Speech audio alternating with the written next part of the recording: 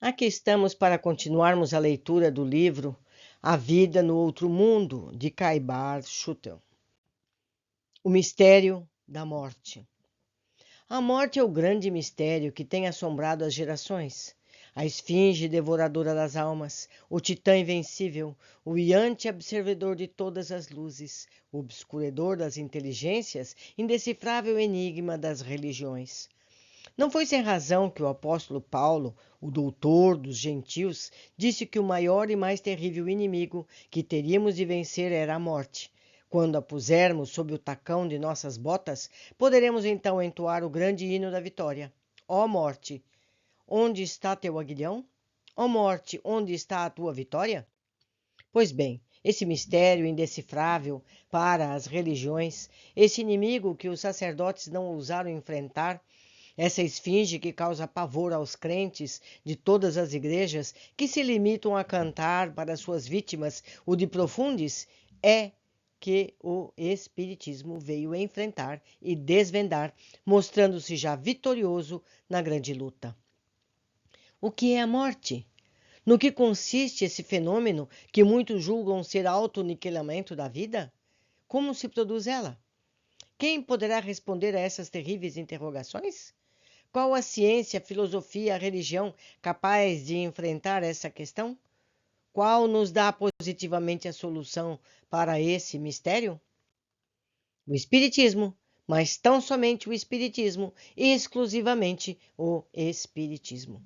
Para saber o que se passa no momento da morte, como se desenrola esse fenômeno, podemos recorrer à descrição de muitos clarevidentes que observaram a crise da morte assistindo a moribundos. Vamos reproduzir os testemunhos de alguns deles. O mais notável de todos foi o grande cultor do Espiritismo em seus primórdios, o que nos legou obras de inestimável valor. Andrew Jackson Davis. Gente, é um estrangeiro. Vejam só. Essas obras, publicadas em inglês, constam de 5 volumes que se vendem separadamente e encerram, cada um uma especialidade. O médico, o professor, o reformador, o pensador e o vidente. Eu, pessoalmente, meus amigos, leitoras aqui para vocês, acho difícil a gente encontrar esse livro hoje, lembrando que Caibar escreveu isso em 1932. Esse autor deve ser muito difícil encontrar. E eu vou procurar por isso. Continuando. Nessa última é que se encontram as pesquisas de Jackson Davis, o vidente, a respeito da morte. Davis era dotado de poderosos dons psíquicos e de uma espécie de segunda vista, que se denomina clarevidência. Além de tudo, possuía grandes conhecimentos médicos. Eis alguns trechos do livro O Vidente. A morte é uma modificação, não da personalidade, mas da constituição dos princípios superiores do ser humano. Tudo quanto vive se transforma, e cada transformação é acompanhada de uma morte aparente. Nunca, porém, há extinção de vida ou destruição de um princípio material ou espiritual no universo. Assim, se modifica ou se desenvolve um germe qualquer oculto na Terra. Morreu sua forma primitiva, o seu modo de existência aparente. Porém, depois dessa morte aparente, brota do germe uma nova organização ou um novo corpo. As minhas faculdades de vidente permitiram-me estudar o fenômeno psíquico e fisiológico da morte à cabeceira de um agonizante. Era uma senhora de cerca de 60 anos, a quem frequentemente eu prestava cuidados médicos. Quando soou a hora da morte, achava-me eu, felizmente, em perfeito estado de saúde, o que permitia o pleno exercício das minhas faculdades de vidente. Coloquei-me de modo a não ser visto ou interrompido nas minhas observações psíquicas e pus-me a estudar os misteriosos processos da morte. Vi que a organização física não podia mais bastar às necessidades do princípio intelectual. Diversos órgãos internos pareciam, porém, resistir à partida da alma. O sistema muscular procurava reter as forças motrizes. O sistema vascular debatia-se para reter o princípio vital. O sistema nervoso lutava quanto podia para impedir o aniquilamento dos sentidos físicos e o sistema cerebral procurava reter o princípio intelectual. O corpo e a alma, como dois esposos, resistiam à separação absoluta. Esses conflitos internos pareciam, a princípio, produzir sensações penosas e perturbadoras. Foi com satisfação que percebi que tais manifestações físicas indicavam não a dor ou o sofrimento, mas apenas a separação da alma do organismo. Pouco depois, a cabeça ficou cercada de uma atmosfera brilhante. Em seguida, de repente, vi o cerebelo, estenderem suas partes interiores e suspenderem o exercício de suas funções galvânicas, tornando-se saturados de princípios vitais de eletricidade e magnetismo que penetravam nas partes secundárias do corpo. Por outras palavras, o cérebro, o cerebelo, estenderam suas partes interiores para além do estado normal. Esse fenômeno precede invariavelmente a dissolução física. Constatei depois o processo por meio do qual o espírito se destaca do corpo. O cérebro atraiu os elementos de eletricidade e magnetismo, movimento, vida e sensibilidade espalhados em todo o organismo. A cabeça como se iluminou, e ao tempo que as extremidades do corpo se tornavam frias e obscuras, o cérebro tomava brilho particular.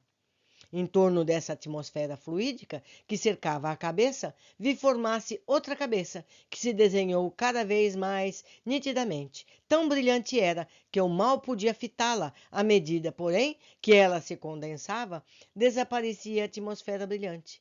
Deduzi daí que esses princípios fluídicos que tinham sido atraídos pelo cérebro de todas as partes do corpo e eram então eliminados sob a forma de atmosfera particular, desde se achavam somente unidos segundo o princípio superior de afinidade do universo, que se faz sempre sentir em cada parcela da matéria. Com surpresa e admiração, segui as fases do fenômeno. Do mesmo modo, porque a cabeça fluídico se desprendera do cérebro, vi formarem-se sucessivamente o pescoço, os ombros, o tronco, enfim, o conjunto do corpo fluídico. Tornou-se evidente para mim que as partes intelectuais do ser humano são dotadas de uma afinidade eletiva que lhes permite reunirem-se no momento da morte. As deformidades, os defeitos do corpo físico tinham quase inteiramente desaparecido do corpo fluídico. Enquanto esse fenômeno espiritualista se desenvolvia diante das minhas faculdades particulares, os olhos materiais das pessoas presentes no quarto, o corpo da moribunda parecia experimentar sintomas de sofrimento, os quais eram fictícios, pois provinham apenas da partida das forças vitais e intelectuais, que se retiravam de todo o corpo para se concentrarem no cérebro e depois no organismo novo. O espírito, ou inteligência desencarnada, elevou-se verticalmente acima da cabeça do corpo abandonado. Porém, antes da separação final do laço, que por tanto tempo reuniu as partes intelectuais e materiais, viu uma corrente de eletricidade vital formar-se sobre a cabeça da moribunda e sobre o novo corpo fluídico.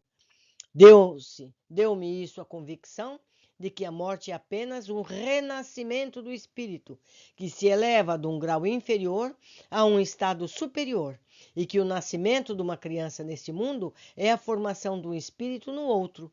São fatos idênticos. Nada realmente faltava no fato que eu observava para que o símile fosse completo.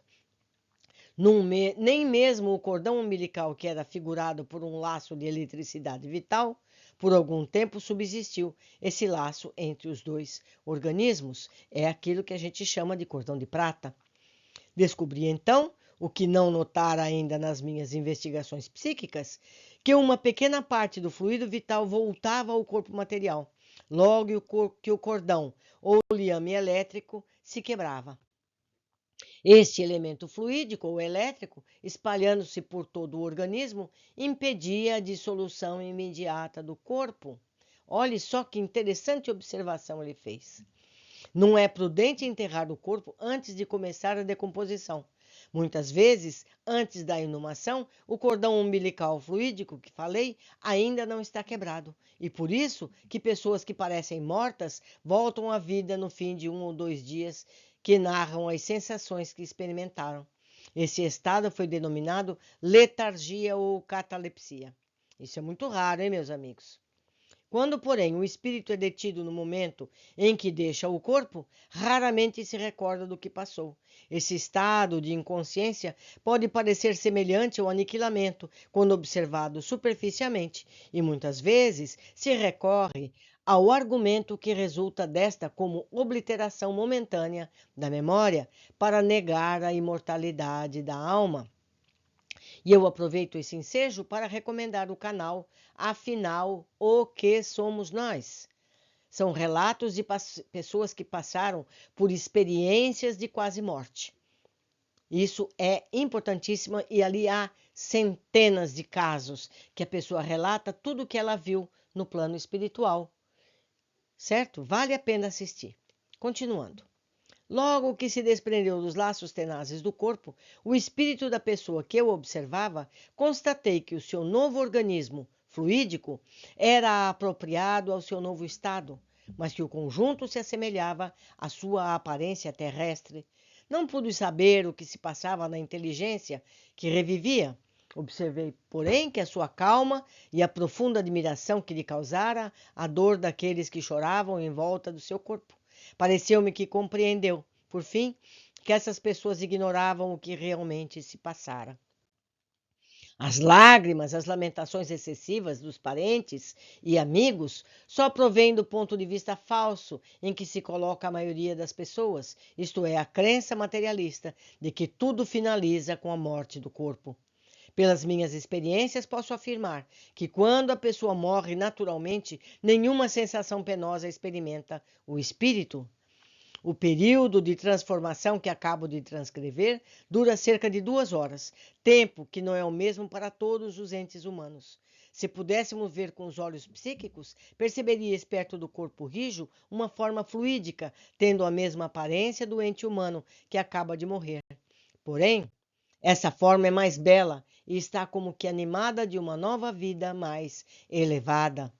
Esse testemunho seria suficiente para fazer desaparecer nossas apreensões e nos revelar com clareza singular o mistério da morte.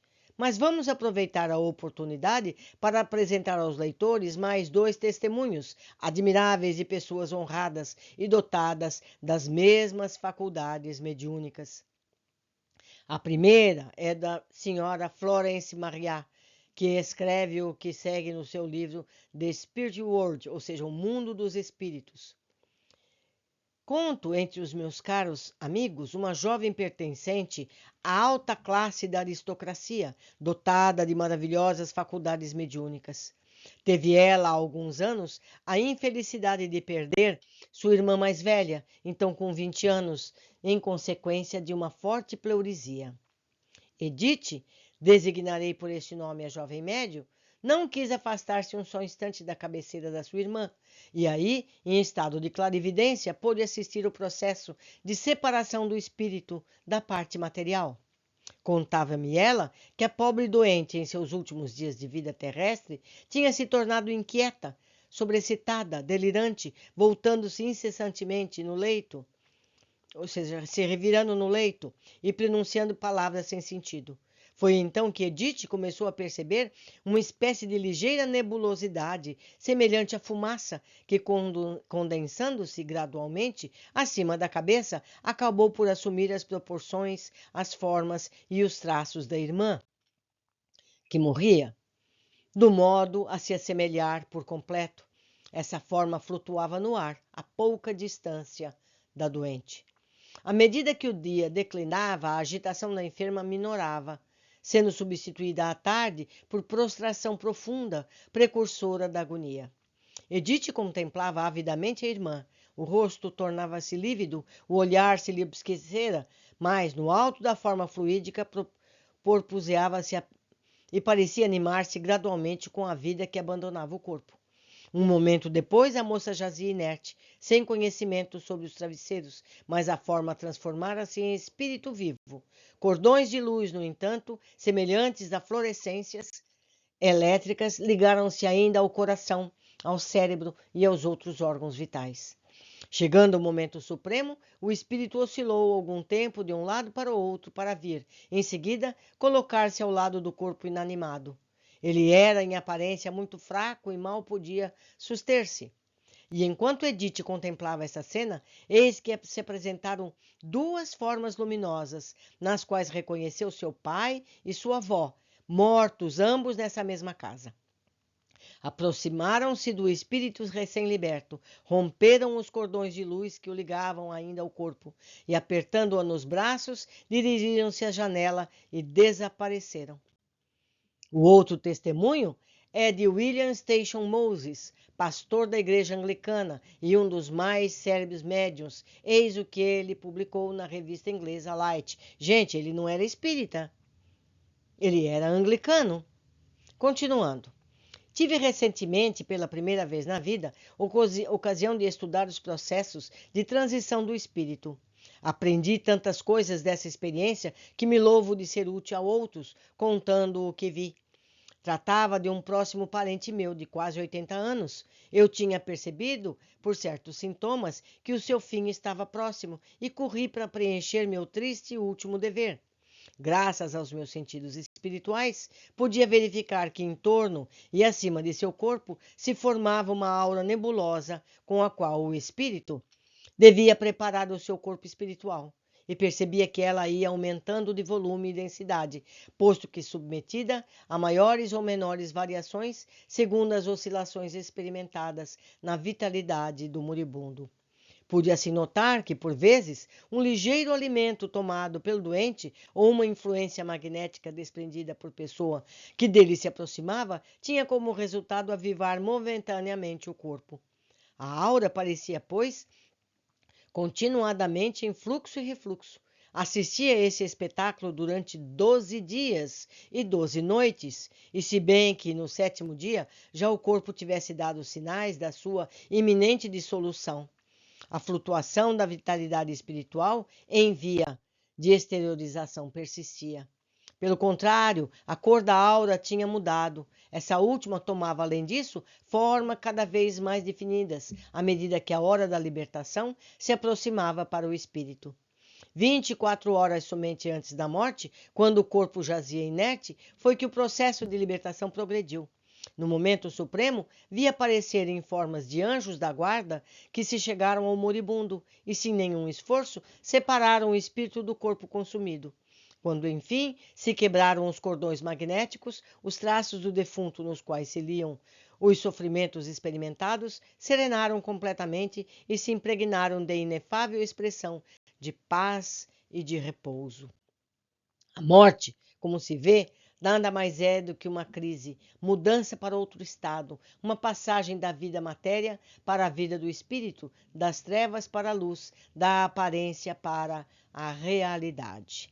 Então, meus amigos, nós vimos relatos de pessoas videntes, clarividentes, que não eram necessariamente kardecistas. Elas não estudavam o espiritismo, mas viram as mesmas coisas que o espiritismo descreve. Então, quando mais de um grupo vê a mesma coisa, isso se mostra como real, não é verdade? Vamos estudar mais, vamos aprender, isso é muito bom. Por hoje fico aqui. Aguardo vocês no próximo capítulo.